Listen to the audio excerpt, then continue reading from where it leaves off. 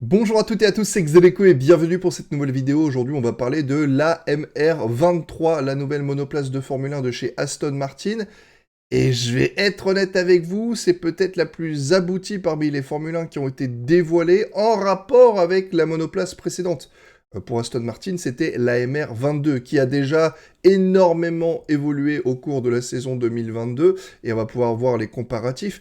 Honnêtement, quand Aston Martin a dit qu'ils avaient changé à peu près 95% de la carrosserie, j'étais un peu sceptique. Et finalement, on se retrouve avec une philosophie qui avait été un peu adaptée en cours d'année 2022, mais là, waouh, inspiration Red Bull, inspiration Alpine, beaucoup d'inspiration Alpine chez Aston Martin, bizarrement. Peut-être que Fernando Alonso est parti avec des dossiers, je ne sais pas. Mais en tout cas, pour ceux qui voulaient que Fernando Alonso se prenne un gros karma, eh ben, je pense que ça va pas être le cas. Pour moi, l'Aston Martin va être assez inquiétante. Surtout en tant que fan qu'Alpine, je la verrais bien, genre facile top 5, quoi. À la place de McLaren, genre easy.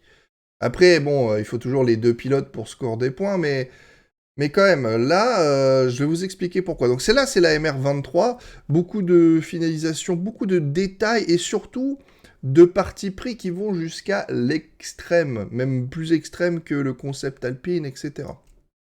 Donc ouais, on a du coup cet Aston Martin, comme vous pouvez le voir, du vu de dessus, avec un nez plat comme ça. On a justement le fameux Downwash version Alpine, comme ça, avec ses gros bourrelets et tout. Pareil sur le dessus. On va refaire une zone qui s'engouffre pour amener l'air. Et puis, bah, la vue de derrière. Donc là, on voit bien les pentes. Donc ça, c'est carrément le concept Alpine. Le concept Ferrari, c'est à peu près la même chose, mais ça descend et ils envoient l'air vers le haut à la sortie. Là, vraiment, on va faire un gros downwash version Alpine avec une très très belle descente. Donc si vous vous souvenez un petit peu, la MR22, elle a connu deux versions, deux spécifications. La première version qui a eu lieu, je crois, pendant 5-6 Grands Prix jusqu'au Grand Prix d'Espagne, c'est celle de gauche. Hein. On avait un gros bulbe comme ça, un peu dégueu, avec plein de oui sur le tour, et il n'y avait pas grand-chose d'exceptionnel. Comme vous pouvez le voir, même le nez, il s'arrêtait à la deuxième ailette. Bon, au niveau de l'aileron avant, il y a plein de concepts qui sont intéressants, parce que si on regarde celle de Mercedes, dont je vous ferai l'analyse dans pas longtemps, euh, on a quelque chose du style, on était sur la première ailette, vraiment là, comme juste ici, et ils sont revenus sur la deuxième ailette en termes de concept, parce qu'ils n'ont pas réussi à en tirer parti. Et à l'inverse de chez Alpine, Alpine qui était sur la deuxième ailette comme là, ils sont arrivés sur la première ailette pour leur concept. Et Aston Martin a fait pareil du coup. Ils sont passés de la deuxième ailette et ils sont maintenant sur la première ailette. Mercedes a dit que c'était moins bien. Donc je sais pas, c'est bizarre parce que les écuries qui avaient amené leur nez comme ça jusque sur la première ailette, ils n'ont pas aimé. Et ils sont tous repassés à la deuxième. Et certaines écuries qui étaient sur la deuxième passent à la première. Donc je trouve ça très très intriguant à voir les chiffres du coup en soufflerie et autres parce que c'est très très bizarre. Donc vous voyez aussi des différences sur le nez, mais honnêtement, cette AMR22, elle avait quand même pas mal changé. Et si on veut parler de l'AMR22, celle qui a fait les trois quarts de la saison, c'est quand même celle-là. Parce que celle-là, c'est l'AMR22B, la deuxième spécification. Et comme vous pouvez le voir, on part d'un truc qui est un peu monstrueux. Et on arrive sur une voiture qui a pu être appelée la Green Bull. Ouais, voilà, la Green Bull, la Red Bull verte, tout simplement. Vous voyez la prise d'air sur les sidepods, on a la même coupure ici sur les sidepods sur le côté pour arriver sur le downwatch à l'extérieur. On a exactement la même position, la même découpe des panels. C'était copié-collé et juste réadapté. On voit un petit peu sur l'arrière au niveau de la suspension. Mais voilà, globalement, voilà, il y a tout ressemblait à cette Red Bull. Et forcément, Aston Martin a grimpé dans le championnat, hein, parce que je crois qu'avec leur spécification de base, ils étaient dernier ou neuvième. Non, je crois qu'ils étaient derniers. Et au final, ils finissent le champ. Ils ont fini devant ou derrière Alfa Romeo? Ou je crois qu'il y a que dalle avec Alfa Romeo. Mais en tout cas, voilà, c'est plus avec celle-là qu'il faudrait comparer en temps normal. Mais j'ai pas réussi à trouver d'images comparatives. Donc la seule chose que je peux faire pour l'instant, c'est de comparer une photo que j'ai réussi à trouver entre la MR23 qui est en haut et la MR22B B.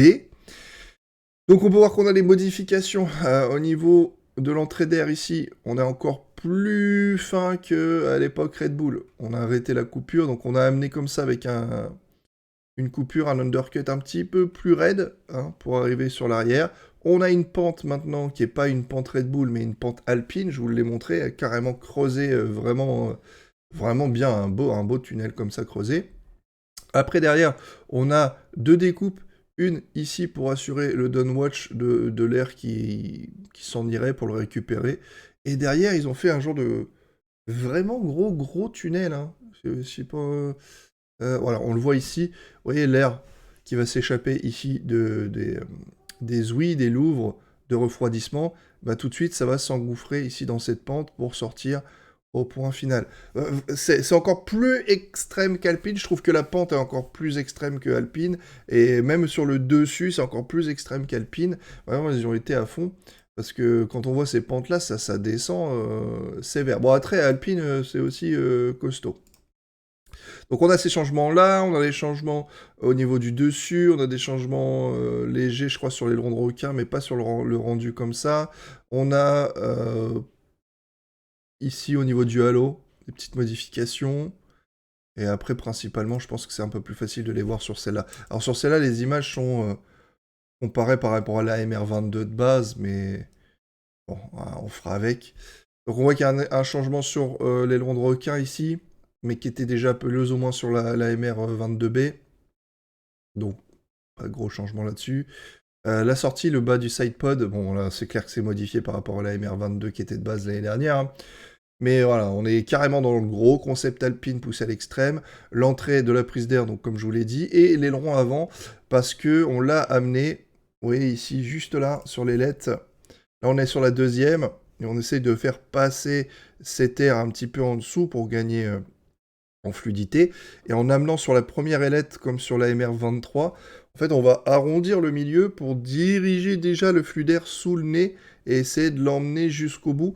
Donc ça peut le faire, hein. Alpine a exactement le même concept, et d'ailleurs, je vais pas vous le cacher, l'Aston Martin ressemble beaucoup à l'Alpine, vraiment. Donc là, on a la comparaison avec la coupe.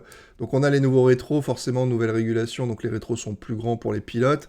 Voilà, le downwatch ici, dans ce couloir, il est incroyable. On a élargi la carrosserie ici, là, le body un petit peu de la MR23, et on a ces sorties, hein. Vous voyez, avant, on était un petit peu sur les concepts anciennes monoplaces, anciennes régulations, où on essayait d'affiner la carrosserie le plus possible pour avoir quelque chose de très aérodynamique. Donc on peut voir que c'est cette philosophie qu'ils avaient sur la MR22 de base.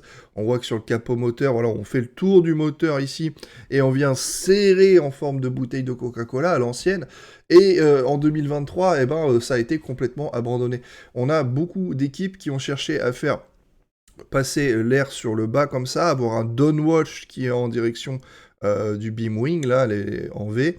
Et sur le dessus, on a cette forme de fusée, vous pouvez retrouver chez AlphaTauri, chez Red Bull, Mercedes, Alfa Romeo, Aston Martin, Alpine, les trois quarts de la grille. En gros, sauf la Haas qui est le concept Ferrari forcément.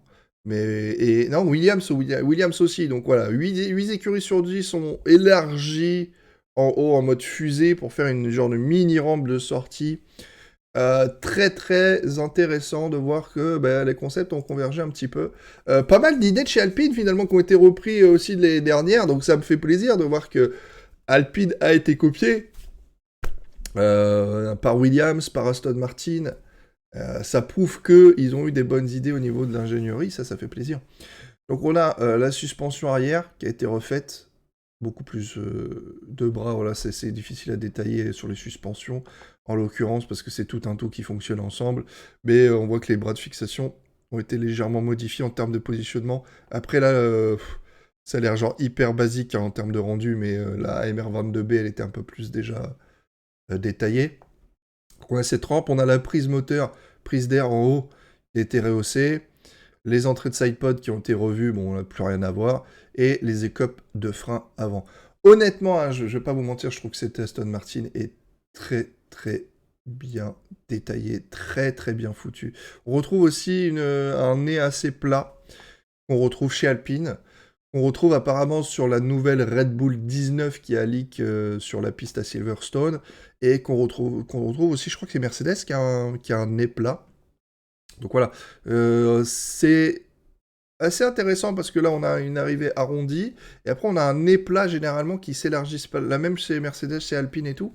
C'est le nouveau concept cette année, donc à voir que certaines écuries ont réussi, et notamment... Je vais pas vous mentir, hein, je trouve qu'Alpine a fait énormément de progrès sur sa monoplace, et on verra parce que c'est la dernière qui a été dévoilée. Mais je trouve qu'Aston Martin, c'est peut-être celle qu'on a fait le plus entre sa version 22B et cette version 23.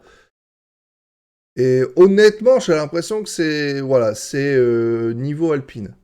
J'ai l'impression que c'est niveau Alpine. L'Alpine et celle-là vont être extraordinaires. D'ailleurs, Aston Martin se vante d'avoir d'énormes gains en soufflerie sur cette version MR23. Hein. Ce serait pas illogique de voir un duel Aston Martin-Alpine pour cette 4e place peut-être cette année, si Mercedes ne galère pas.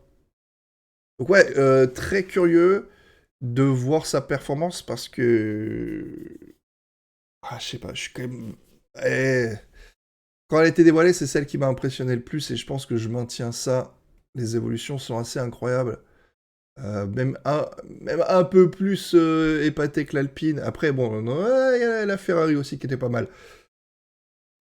Easy top 3 étonnement. Hein. Ferrari, Alpine, Aston Martin m'ont vraiment surpris, donc voilà. Sur ce, bah, j'espère que cette petite vidéo vous aura plu. On se retrouvera pour la prochaine. Je crois que c'est la Ferrari ou la Mercedes. Je crois que c'est Ferrari. Donc on arrive sur la fin d'ailleurs, et Ferrari qui va avoir une sacrée monoplace pour la compétition là. Et sachant qu'on attend toujours plus ou moins la Red Bull 19 qui n'a pas été dévoilée au grand jour parce que c'était un peu un fake l'autre. Donc voilà, ciao tout le monde, à la prochaine, portez-vous bien et prenez soin de vous. Tchuss.